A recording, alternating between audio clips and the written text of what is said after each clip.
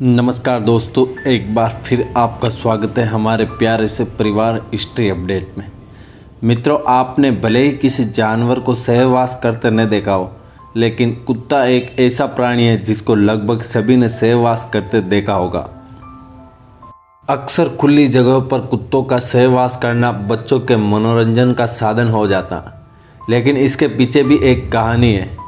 आइए जानते हैं ये रोचक कहानी, जिससे आपको पता चलेगा कि आखिर कुत्ते खुले में ही सहवास क्यों करते हैं। दरअसल द्रौपदी के द्वारा मिले एक श्राप के कारण ही कुत्ते खुले में सहवास करते हैं।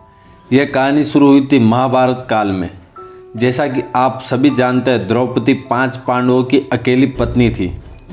5 पांडव भाइयों ने एक साथ ही द्रौपदी से विवाह रचाया था।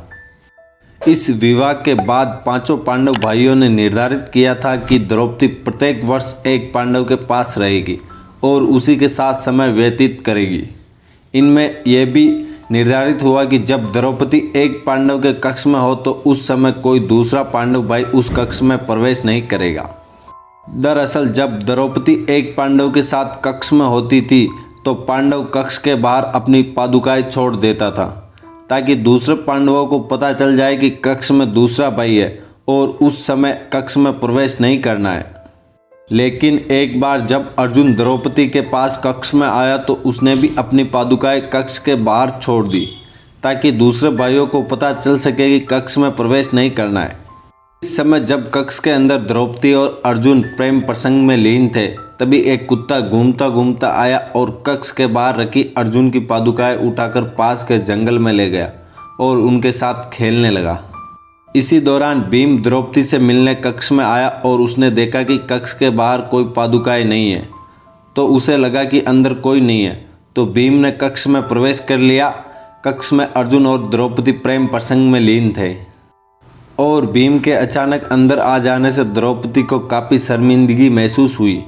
इस घटना से दोनों भाइयों में भी तनाव हो गया और अर्जुन ने भीम को गुस्से में कहा कि जब मैं कक्ष के बाहर अपनी पादुकाएं छोड़कर आया तो तुमने अंदर प्रवेश क्यों किया। तो भीम बोला कि बाहर तो कोई पादुकाएं नहीं रखी थी। तब दोनों भाइयों ने बाहर आकर देखा तो सच में अर्जुन की पादुकाएं वहां से गायब थी। पादुकाएं कौन ले गया, इसकी खोज में दोनों भाई पादुकाएं ढूंढते ढूंढते पास के जंगल में गए, जहां उन्होंने देखा कि एक कुत्ता अर्जुन की पादुकाएं के साथ खेल रहा था।